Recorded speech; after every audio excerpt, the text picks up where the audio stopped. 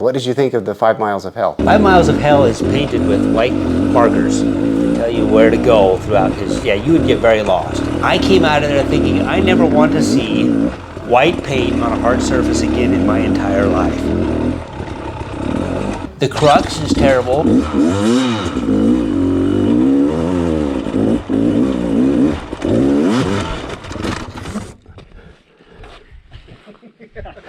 weren't watching. So what did you catch? I didn't sit down there. I caught that and that. All the things. I don't know, I was trying to look up there. Right before the Crux is even worse, I think.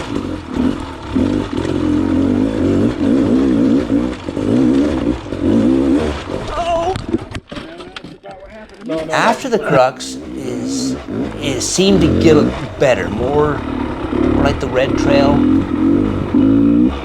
Still harder. So, was it what you expected? I mean, you'd researched the trail, so you knew what you were getting into. Was it in line with your expectations? No, because the internet lies. And I watched lots of YouTube videos telling how to do these obstacles. Here's where the tough stuff is. Here are the lines you can take. It didn't work. The hills are much steeper. On the internet, it looks like it's like this, and on real life, it's like this. The obstacles are much bigger. It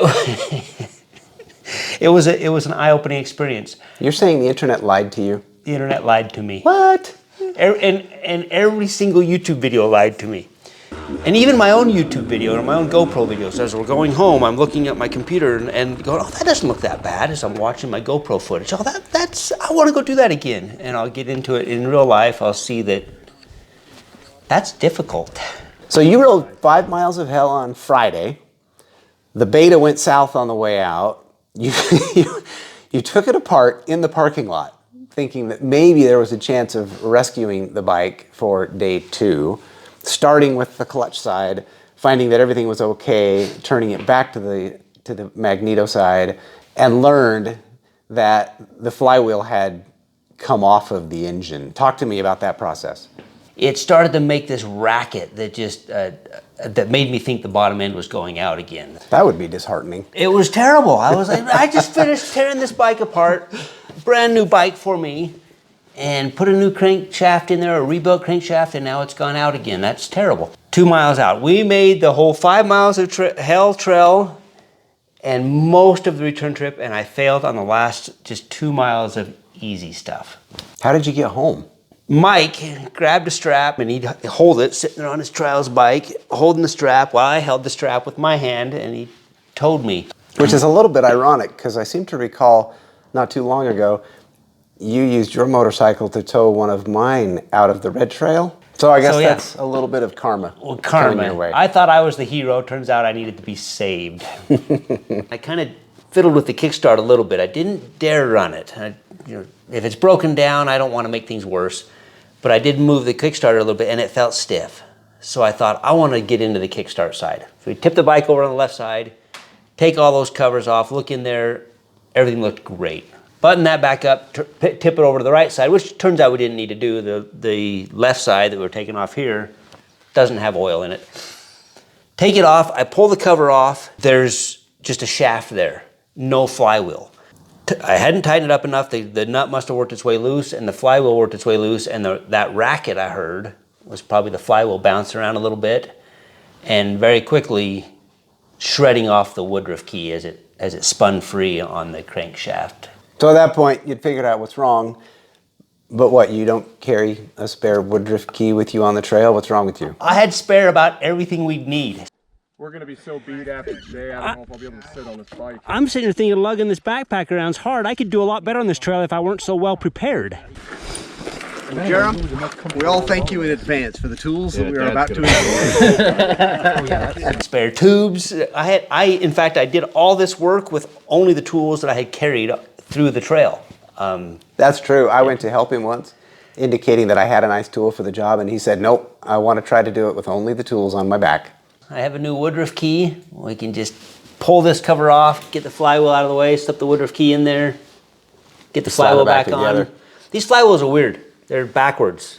When we were kids, you put the stator in there and then the flywheel on. These ones, the stator is out on this cover.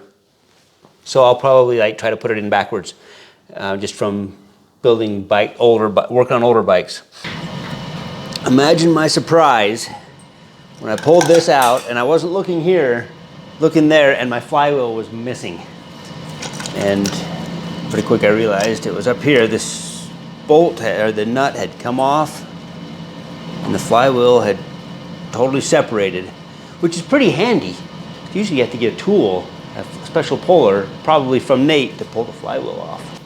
Unfortunately, as the flywheel came loose, it shredded the key. It goes right in that slot right there. We have half the key still here, right down the bottom left, I think. Get the Woodruff key on there, tighten the nut better this time, and then go back to San Rafael swell and try it again. Round two. Round two. Let's do this.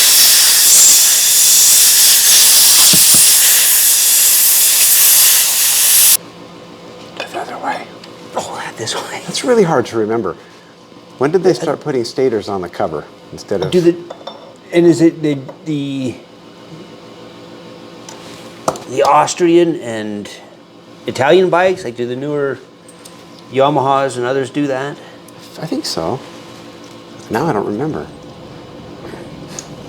On the shots where I go like this, can you like Photoshop some hair onto the back of my head? Okay, Homer. Oh, you're running the same tire that old Rich Larson runs. Oh yeah? It's an IRC Gekkota. I don't know how to say that. Gekkota. Well, I hate to tell you this, but that means you had no excuse to not make it up the Crux.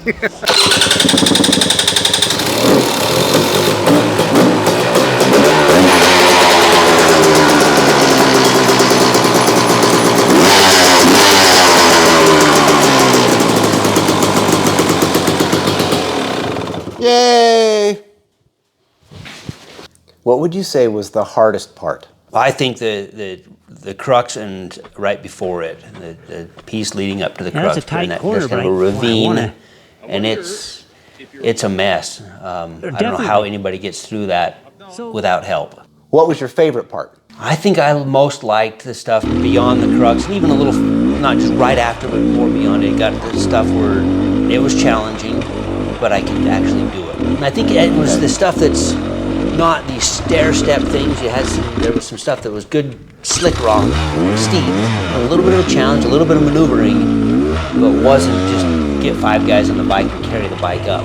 We spent a little time at a feature that we knew had a name, but didn't remember what the name was. I think it's called Stacked Records. Does that sound right to you? Stacked Records? Stacked Records. Like, that was like one discs, where record player, which it looks like that. old It's a bunch school of records, just really thick records. That's the one where Caleb spent a little time pondering at the bottom.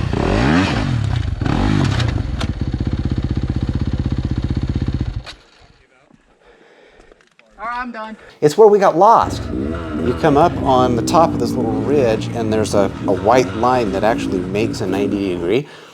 Somebody needed his glasses and went right on over that, and we ended up trying to find the trail on the other side, which actually climbing back out of that was kind of cool. You want to do it yourself?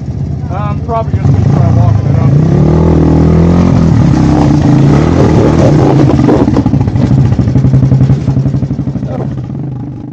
up. But then climbing through, up over the Stacked Records and then across some bumps and on this little ridge line, I thought that was kind of a cool feature. It was easy to grip, like your tires didn't spin out, technical enough that it was challenging, but not insurmountable solo.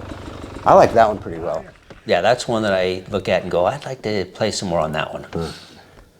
And how was your attempt at the Crux? It's fantastic. I rock that thing. The Crux there's something that we knew going in, but didn't quite know it until we saw it, that the Crux in and of itself is pretty bad, but getting to the approach to it where you're starting to climb up the rocks is terrible. And so you got these stair steps you're working on that are throwing you around. I took 2 attempts at it and failed both times. The first time I kind of went off and I thought, oh, I'll try that again. And this was just to get up the first little section where you can decide, I'm going to go straight up or I'm going to go out around on an easier path. The hero line and the zero line. The hero and the zero, and I didn't even make it to the zero. Yeah, So I you go got and I try bucked. again, and I decide, and I slipped wrong, gassed it wrong. You said I came in hot. I don't know. As I'm looking at the video, I did it just like Rich Larson did it. Just worked out better. Identical, couldn't tell them apart. Compare the red trail to the 5 miles of hell. The red trail is a good, fun, keep moving, a few challenging spots, help each other in a spot or two, but you feel like you've succeeded something. 5 miles of hell is beat you over and over and over again. It's 5 miles of hell is a lot harder than the red trail. And I thought the red trail was good. It was better for Caleb. Caleb did all right. He let it get into his head on the 5 miles of hell because some of those obstacles were rather daunting. And he would stare at them for a while and look at them and think about them, and sometimes he would tack it and sometimes he wouldn't. And occasionally I had to ride his bike over some of the more difficult obstacles. So he really just wasn't prepped for that ride and ended up taking the first bailout after the Crux, mind you. And the red trail was great for him. He went from back of the pack and a little bit timid to front of the pack, attacking the challenges in the red trail. And so that was a good ride for him to regain some confidence, I felt like.